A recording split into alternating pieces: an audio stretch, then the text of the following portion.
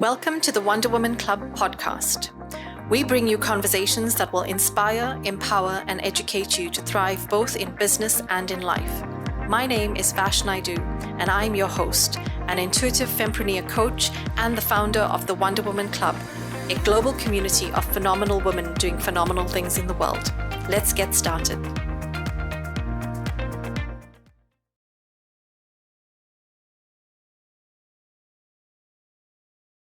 Hi, everyone. Welcome to the Wonder Woman Club podcast. Today, we have the most beautiful woman I've probably seen on Clubhouse, Lola Chél, who is a model, a media maven, and a model coach. So she has been setting some new standards about what the modeling industry should look like and is changing the dynamics. So welcome, Lola. It is so good to have you on the show. It is great to be here. And thank you so much for the high praises. Oh my gosh, now I can't stop smiling. That's fantastic. Well, I did when I saw your picture in Clubhouse. I was like, oh my God, who is this queen? So I know we've had a brief conversation before, but I love what you're doing around the modeling industry. And I just want to kind of start off for you, where did it all start getting into this industry, and what were the challenges you faced kind of getting to this point of actually going into modeling? Okay, understood. So first off, let's start where I am now. My name is Lola Chél. I am a full-time, internationally working, multi-agency represented professional model, and I'm also a model coach. I run my own online modeling university called Model University, where I help models educate and elevate themselves to their full potential and paycheck. Now, to get here, I started in college, which is extremely late. When you think about modeling, a lot of the models that you see now that have risen to superstardom have started when they were 11, 10, 12, and they've had 10-year careers by the time I actually started as a model. So that's a little backstory on that. Got started in college. I did a modeling troupe. So it was basically a group of models who got together. We put on shows. We did routines. Very, very entertaining. After doing that for 2 semesters, I thought to myself, well, if I can do this, then I can definitely be a freelance model. And so that summer, I went out and I tried to pursue modeling. I had a lot of confidence, not a lot of knowledge. So it was a lot of trial and error, a lot of failing forward. But all of those elements, especially when I was first starting out, really did shape the success of my now career. So once I realized, okay, this is what I want to do, this is what I don't want to do, I got through college, got through, of course, the modeling troupe. Once I was out of college, I was out of the modeling troupe. It's a college club. I had to sit down with myself and I had to say, okay, you got your bachelor's, you got your master's, and you are still freelancing on the side. What do you want to do? If you're going to model, we need to sit down with ourselves and we need to figure out, what do you want to achieve? We need to be intentional, and then we need to go for it. I realized my why. I set my goals. I found out my niche. I looked around and understood what my market was. And then I started pursuing modeling part-time. From there, of course, more trial and errors. I got agency represented. I started making more money. And then eventually, and by eventually, I mean a few years later, my part-time modeling work paid me more than my job at the time. So at that point, I just made the full-fledged jump to be a full-time model. In doing that, that's when everything started to open up. That's when I started to get the international jobs and I started to really work inside of my purpose. I was able to reach a lot more clientele, a lot more of my audience for model students. And that is how I actually got to the space I am today. That's an incredible journey, because I think, like you said, a lot of people start off really young and they think, oh, well, if I haven't started at the age I am now, I can't do it. And I think that's amazing to know that. And you mentioned so many great, wisdom points. For me was, when you got intentional and you figured out your why. How did you get to that place of knowing what your why was? Because a lot of the time when you think of models, it can be very superficial and you just think it's just an aesthetic, right? So how did you get to that point of being intentional and finding out what your why really is? I think that came with one of my first reoccurring paid gigs. It was for a boutique based in South Florida. And they had really everything that I did with them got really great visibility. And one day I just, wandered into the comments, because a couple of people had tagged me because they realized who I was. And there's like, oh my gosh, is this you? Like, I found you on like their page or whatever. And I was like, that is me. And then I happened to read some more of the comments and I saw the impact that I had on others who, and mind you, this is just clothes. You would think to yourself, this is just clothing. But the impact that I had on people seeing that they could be my complexion, have my texture, and wear these clothes and feel glamorous, feel posh and exclusive. The way that they reacted in the comments, it was very much so like, wow, I never knew like I could see myself in these clothes. I never knew that I could feel, glamorous or beautiful like all the other models that are on there who don't look like them, So when I saw what an impact that had, and it was just clothes, it was just social media at the time, to me, that's how I felt. But then I realized, wow, there are a lot of times where I don't see anybody who looks like me represented in anything that I want to do. If they're not at resorts, they're not, going on, trips, they're not wearing the latest fashions or jewelry, they're not being put in beauty campaigns. And that's when I realized like, wow, if I have this opportunity to really make people feel like they felt in the comments of this one campaign that I did, but make them feel like that all the time with everything that I do, that's what I want to do. That's my why, to literally show people who look like me, who don't see themselves in anything positive, have somebody to look at and say, wow, she looks like me and she's doing this. I know now I can do this. I can see myself doing this. I can see myself in these spaces and not feel out of place. That was my root why. And right now I'm executing that through modeling. It can always venture out to other things, but right now that's what really got me going and structured and intentional when it came to my modeling career. That's amazing. I mean, I'm also a woman of color, so like for me, that I love that because, just lately Malala was on the cover of British Vogue, and that for me was just so mind blowing because I wish I saw women like her on covers of magazines when I was growing up, because that would have changed my dynamic. Because I also grew up thinking, you had to be white, blonde hair, blue eyes, all of those things to kind of like, meet a certain level of beauty, right? So I know that you found your why, and it's a great why, right? But do you feel a sense of pressure knowing that you're kind of like holding this momentous moment for other young girls in what you do? Because it's like every move, every decision you make, do you feel that sense of pressure? How is it going to be interpreted by especially the younger girls that are watching you right now? I feel like the pressure is not as intense because everything I do surrounding my career, all of my self-generated content supports the mindset and the initiative that I have. Outside of just my work, I feel like as a model, and a lot of people don't know this, that finished product is only like 10% of what you actually do. Who are you on a set? How do you carry yourself? How do you impact people? What do you put out on social media? How do you control your narrative? All of those elements factor into how people view you. So yes, somebody might find me on, for example, Fenty Beauty. They might have found me on Fenty Beauty's social media. And when they come to my page, it's my duty to showcase my intentions and who I am and what I stand for on my platform. So because I do that and I'm intentional with what I say, I'm intentional with how I show up, I always make sure I'm consistent. I always make sure I'm trying to be as positive as possible, uplifting, educating, because that's how consistent I am and what I naturally do.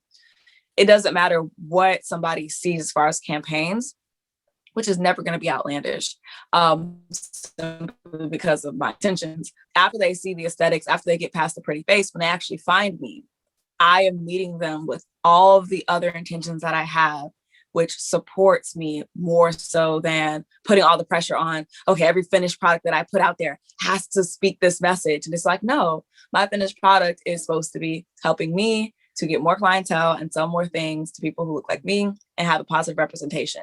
It is my job to then stand on my own platform and put forth my own message. And I feel like when you combine the two and you're consistent with both, it's not as much pressure as if you were leaning exclusively on your projects to get forth your message.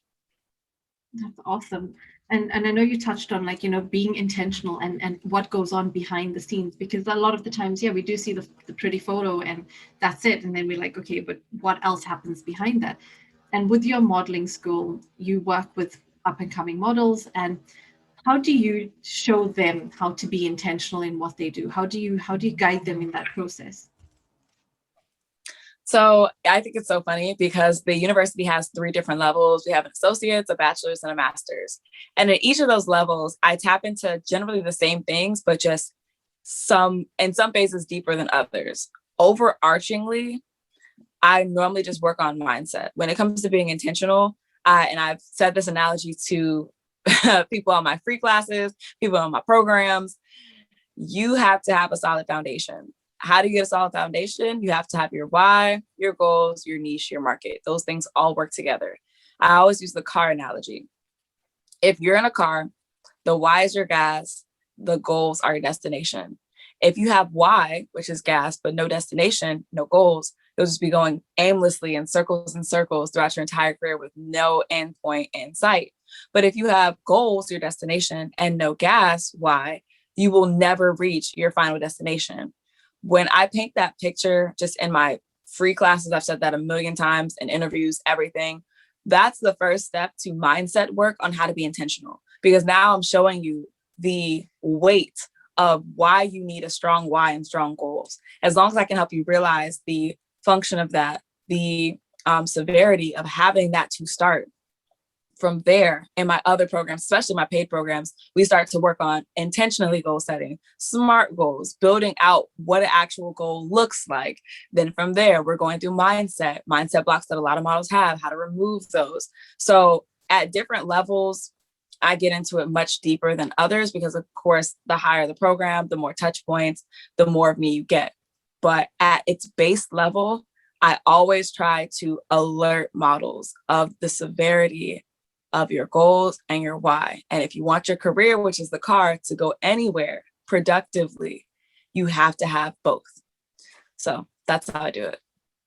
Awesome. And there's obviously another area of this that is not the pretty side of modeling and of a person who's in this industry, because we know how difficult this industry can be and how cutthroat it is, in the sense that you are basically being rejected consistently for different things, the shape of your nose, the length of your fingers, the whatever it might be, right? And it could sound ridiculous, but the level of rejection is so consistent. It's having that thick skin, in a way, having the resilience and perseverance to still keep going with this, but also having that confidence within yourself to not start to internalize that. So when it comes to that, how have you dealt with that personally? I think this is so interesting. I literally just did another interview talking about rejection. I've done classes on rejection, how to make rejection your friend as a model, because it doesn't go anywhere. Rejection is something that in life we're all going to experience, but in this industry, it doesn't matter if you're in it for 10 days or 10 years, rejection's still going to happen. So for me, my coping mechanism has always been, or once I built up the muscle and I understood the function of rejection, I quickly realized, hey, once I'm done submitting myself for this, once I've submitted the self-tape, once I've showed up to the casting call, once I've, sent in my application, it's out of my head. I did my part. I'm moving on.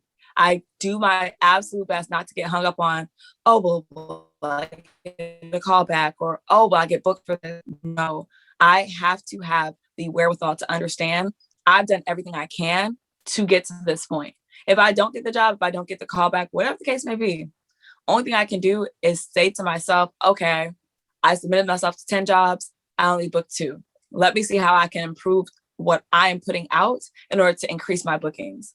But I can't do that if I'm so hung up on the 8 jobs that I didn't get or didn't hear back from. So my method has always been to, once I've finished my application, once I've submitted myself, it's done. It's over. If I get it, I get it. If I don't, I don't. I have to move forward. Everybody's different though. Rejection is different for different people. So your coping methods will be different as well. For me, it's just, show up and forget about it. But for others, it might need to be like a reward system. Like, okay, once you're done going to, your audition, maybe listen to like your favorite song afterwards, or go get some ice cream, no matter the outcome. Or, if you've done a self-tape, hey, maybe now it's time to binge one of your favorite TV shows. Whatever works for you, you have to find a method that works for you. But for me, it's definitely show up. Once you've done your part, move on. Awesome. And so when you work with models, obviously you're getting to meet different personalities and things like that. And you are working with them. Say, for example, that they did have a session, they got rejected and things like that. How do you help them? Because it's not just where the focus of the attention is. So it's like focusing on the 8 jobs you lost instead of the 2 that you actually had. It's also what happens internally for them. So how do you help them feel confident from within in their skill set and in also their physical appearance? Because I think there comes a lot of body issues around that as well. If you're being told something specific, like your arms are too big or flabby or whatever, how do you kind of help them? And they might not be flabby or big, but it's for that shoot, they might not have been right. But how do you help them from an internal perspective rebuild that confidence? Because it is a stab, it's like a chip every time, right? How do you help them rebuild that? So I'm going to take this from the perspective of my top level program, which is called Model Maker. It is a group coaching program. And I work exclusively with like a small finite set of women who are pursuing modeling, and they're at different levels. What I've done throughout that program is, number one, when you're clear on your why and your goals, that's your root. So when you face rejection, you have to always have something very strong to fall back on. That's why I make sure that before they do anything else, you have a strong why, because I know rejection is going to happen. And if you don't have the wherewithal to know why you should keep going, you're going to stop, which is why when we're going over my why, I know how important it is for people to see me in certain spaces. So when I get rejected from certain spaces, I still know I still need to keep going because there are more spaces to fill. Okay. So I make sure that they have that to begin with. Very strong why. From there, I do actually have like a mini content series on building your confidence and knowing how to build that muscle. So even before we get into rejection, you have a strong why. So something you could always fall back on in tough times. And then also building your confidence. That's something that you should do on the daily, especially if you're not naturally a confident person. You have to, and this is a method that I've definitely taught them. One of the best ones, I think, is you can journal every single day or write out or say 3 things that you love about yourself. If you do that for 21 days, and mind you, it can be the same 3 things every day, but you're going to have that self-value bred into yourself internally, subconsciously, when you keep telling yourself why you're worthy, why you're confident, why you deserve to occupy this space. The next phase after that, making rejection your friend, that is something that, even though I try to make light of it and try to help my students understand, like, hey, this is just a part of what you signed up for, I also let them know, like, it's going to be hard. It's going to be hard. It's going to be reoccurring. And you're going to have to build up a muscle. It's like a muscle. You're going to have to build up that muscle and build up that tough skin if you want to continue, because it's not going to get any easier at all. So through those steps throughout the program, they have ways to cope with rejection before we even touch on it, before they even start to really feel it. Okay. I start them off with a strong why they can always go back to. I make sure they build up that confidence muscle. And then I educate them on the simple fact that even I get rejected. Everybody gets rejected. And unfortunately, life is the best teacher. There's no amount of preparation that you could do to try to lessen the blow of rejection. That's something you just have to go through. You have to build up that muscle. You have to build up that thick skin. And even after all of that, it's still probably going to hurt, but you will have the methods necessary to push past it, push beyond it, and keep growing as a model. Awesome. And I love that you do that at the very beginning, because I think it's that preparation before they actually get into this industry, and before they get knocked down, they've already been built up. So it helps them stay stronger. So that's an amazing route for them. I wanted to ask you about a time, that you might have experienced a really, really upsetting moment, and on a shoot, on a job, and when you felt a bit more personally attacked or personally, made to feel less than in some way. Because I know there would have been cases like that. And I think for the people that are listening, is that to actually showcase the human side of this, because it isn't just a model and a photographer and it just all works out. There's some horrible things that do happen behind the scenes, that people's feelings get hurt. So can you recall one of those times to share with us? Yeah, actually, I have a time, and it happened oddly enough this year. And I'm the type of person, like as a model, I do a lot of prep. I'm always prepared. I teach my models how to be prepared. It's a gift, to be able to walk on a set or walk on a shoot, and no matter what they do or don't have, you are spoken for. Like, you have the shoes, you have the clothes, you have the makeup, you do your hair, this is your niche, this is your market, you feel comfortable. I was building up my network, and I was doing a test shoot with a photographer. And it's so interesting because throughout our test shoot, the photographer loved my energy. They loved, what I brought to the table. But in the 3 looks that we did, they did not feel confident in the shoot. They didn't feel like my poses were delivering. They didn't feel like I was moving the way they wanted me to. And there was a lot of things that could have prevented this. Mind you, I was the person who put together the shoot. I literally pulled all the clothing for the shoot. I did everything, mood board, all of that. And all they had to do was pick the location. And for us to get to the location, they didn't really know where they wanted to shoot. They didn't have their spots together. They had something to do like an hour later, so we were rushing. It was a lot of moving parts. And then on top of that, to add insult to injury, imagine you've done all the heavy lifting, you've done 80% of the shoot. You've really made it so that all you have to do is show up and take the photos. And they tell you you're not up to their standards. You're not delivering what they wanted. But they also couldn't give you an example. They also didn't tell you what they had in their head. They just expected you to know. So going through that, I was like, I feel like that's like the closest I've ever come to crying on a shoot ever. And I definitely shed some tears after the fact. I had to call a very close friend and industry friend of mine. And I explained the situation because I had to make sure it wasn't me, Mm-hmm.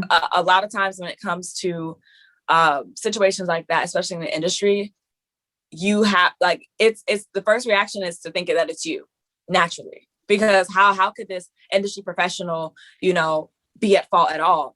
They've been doing this for however many years. They have this clientele. They've shot X, Y, and Z. So it has to be me. And to know that I walked away from that shoot so dejected, so discouraged, because I felt like I didn't live up to my personal standards because I didn't deliver for that client.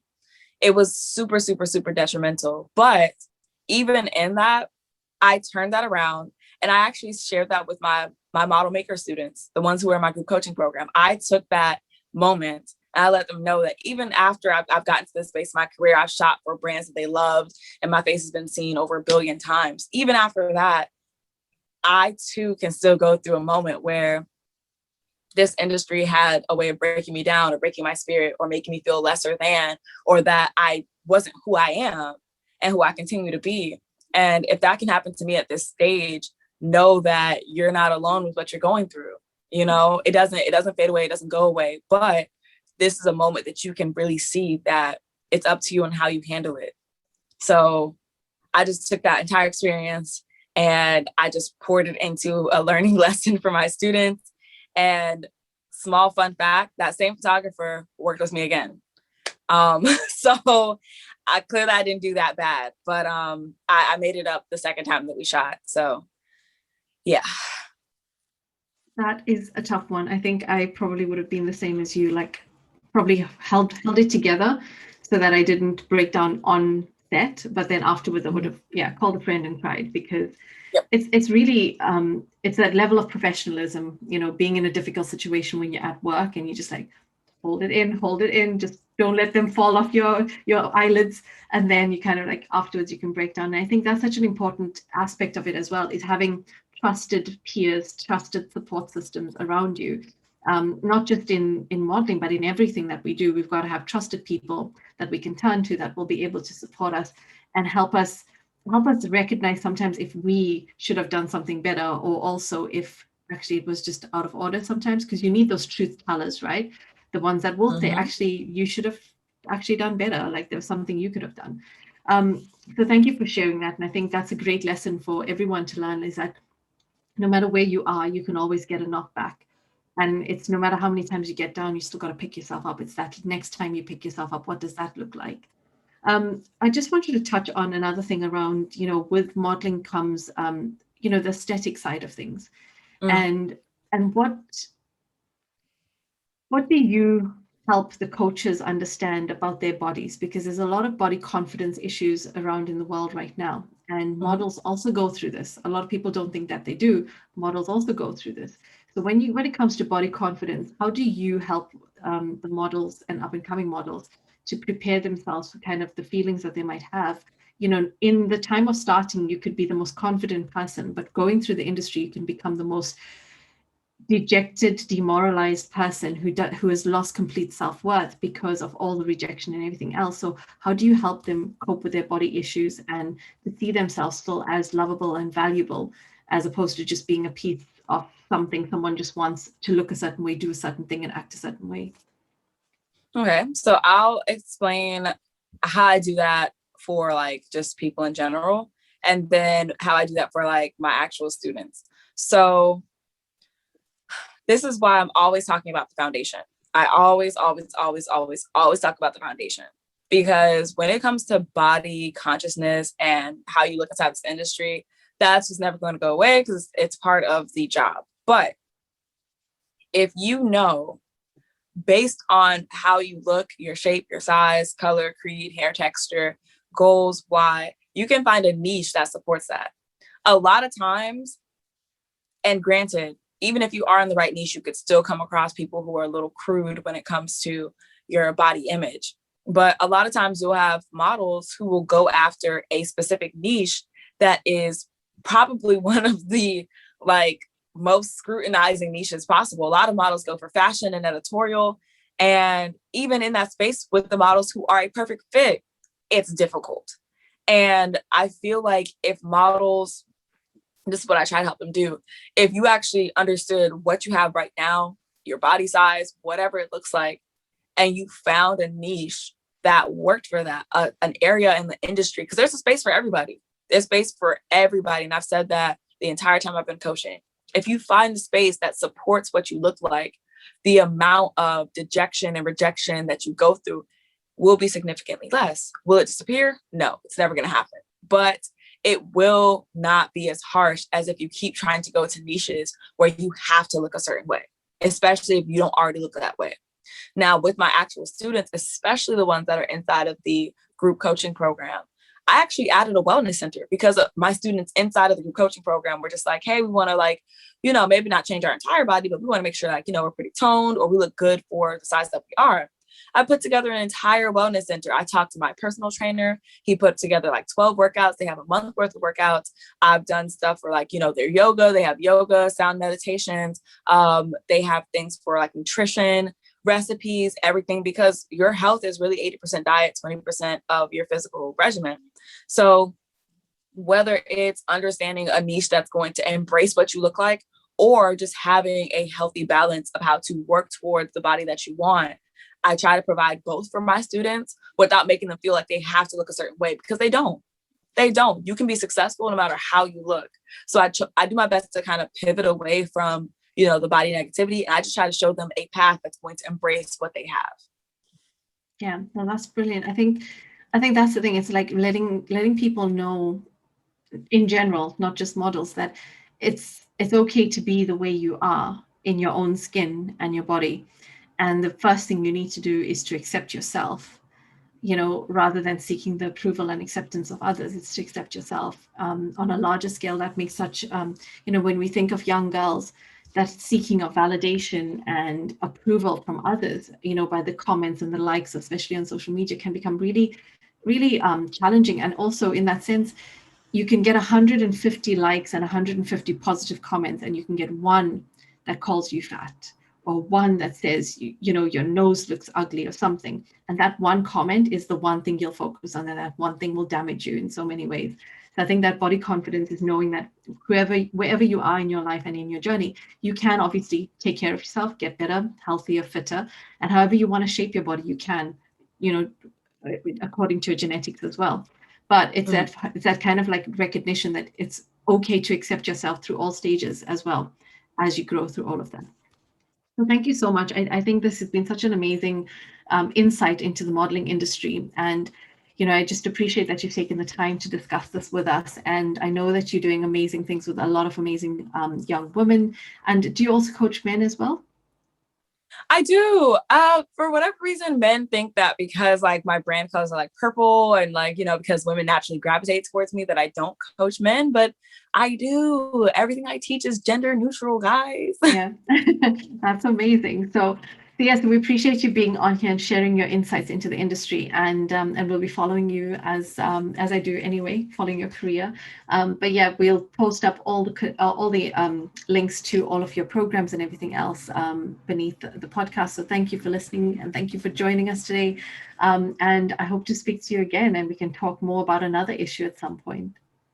Yes, indeed. Thank you so much for having me. It was a pleasure to occupy this space with you. I really appreciate it. And I know this is definitely going to help at least one of your listeners. And as long as it helps at least one, it was totally worth it. Absolutely. Thank you so much, Lola. And we'll speak to you soon. Okay.